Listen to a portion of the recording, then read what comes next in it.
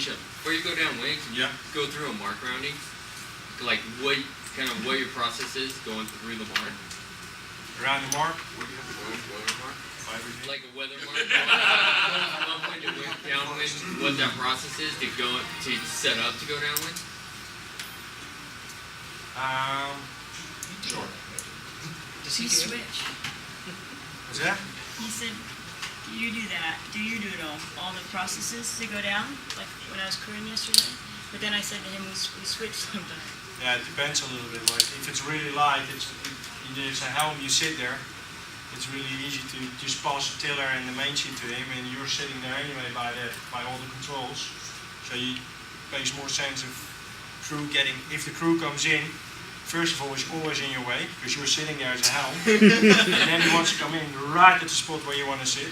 All the controls are right there, so you need to scoop back. So I'd rather do that. So I'm like hand the tiller off, and I pull the daggerboard up, lure daggerboard up, kite forward. Shit, jib out, hoist the kite, trim the kite in. So you're out on the wire when this is Yeah. okay. Sweet. And it depends a little bit on like how much grease there is. Yeah, what if your crew weighs 200 instead of... So what? But I mean, what I like the most important thing is that like you have to sort of figure out what makes sense in a routine to do, you know. And a lot of people are set in their role like I'm the helm and I don't do anything. I've been growing up as a crew, and then I keep helm as well. So by knowing those two positions, it really makes sense to do it together and sail together. Try to achieve both the same thing. So in the light conditions, it's a bit of a role change, and you fill in what you can fill in. And it also depends on like if a helm, if you feel comfortable doing things on the boat and still helm straight, or if it's really hard for you, you better don't do it. You focus on the helming and on the right angle. That's more important than getting the daggerboard off right at that moment. It's those things. If you pull the daggerboard up right at that moment and you make one helming mistake, you already lost all the positive, all the actual gains you could make by pulling the daggerboard up. If you miss that one surfer when he's hoisting and you're pulling the daggerboard up and you're now behind the wave instead of riding the wave, you lost it all. Just as a thing, we think too much like we need to do everything now. But it's more about keeping the boat up to speed. So as a helm, if you go around the windward mark, it's important to keep the boat up to speed. You have to be the one who is defending.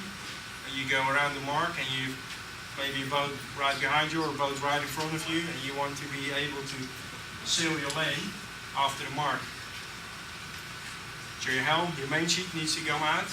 If I go around the mark with breeze, we never use the trapper, only work with the main sheet. And the main sheet can come out quite far. It doesn't matter if it goes out quite far. It's actually nice because the first part of that barroway you sail only on the mainsail. An important thing for people who go around the mark and do a barroway is first ease the main and really let it slip through your hands. Ease the main and then follow with the rudder. Very, very important. Try it. When there's a little bit of breeze, you sail upwind, you let go of the main sheet, you will feel the bow goes away. That feel is what you use to do a good barroway, not to have to... Oh, we made it again. That's normally started by helm who pulls the rudder first, and then thinks about the bows going in. Then I have to ease a little bit, because then he's like correcting, and then you're always behind. If you start with the main sheet and then follow, it goes almost automatic. But the dealer wannabes are saying, oh, if you ease your main, you'll break your mast, your warranty is void. Yeah, the shoe is not up, and the special thing is the boat is not loaded up either. Like you go around the mark, you ease the main sheet. You're still out of warranty. The spinnaker needs to come up. Spinnaker's coming up. There's nobody on the water yet. We're still all sitting on the boat, and you got the main sheet somewhat cleared, but it's still far open. But you grab, while he's hoisting, you grab the spin sheet, because he's doing all the crew is doing all that effort to get that kite up. The kite is only good quickly up if it's trimmed in. If it's flapping there for the longest of times, it doesn't do anything. So if the helm is just sitting there waiting most of the time, looking at the crew like, takes a long time. But in the meantime, he had the tiller in his hand. The mainsail is already done, so he can grab that spinnaker sheet. And we make it that the spinnaker sheet is somewhat in my area, so it's easy for me to grab.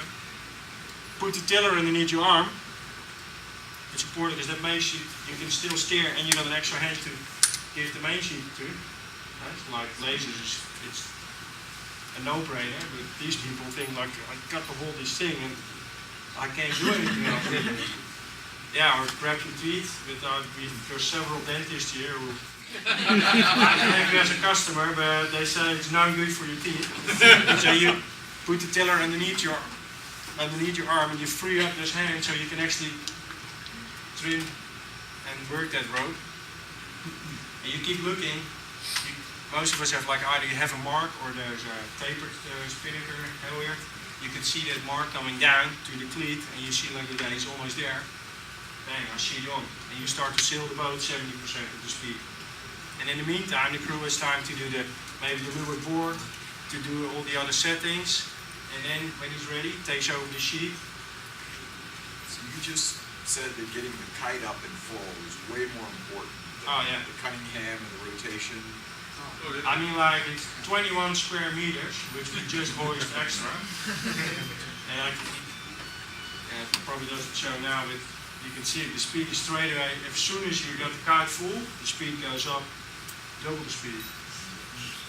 And that Cunningham, if I use the Cunningham, it's not going for double the speed. It gives a powerful feel, but it doesn't really accelerate as much as 21 square meters extra. It's the best way of cheating. So as soon as you trim the kite and you focus as a helm on sailing the boat, as soon as the crew takes it, you start to trim the mainsail right, and that's where the crew hooks on and goes out on the wire, and that's where you start supporting the master game with your main sheet. But still on the downwind you play the main sheet.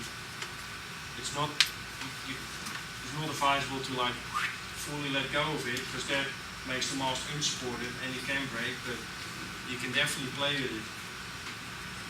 If the pressure hits, if the trim, or if the pressure hits abrupt, and you want to jerk the rudder, the bow always goes in. If you can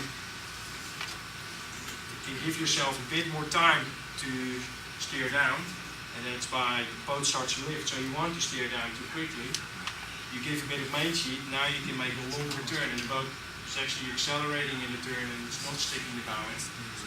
It's a positive thing, so therefore it's good to play a little bit main sheet. You just have to remember that you're not only easing, but you're also trimming again on time. So you do the main sheet in preference to the travel. Yeah, the travel is only for starting. And if you miss a ley line.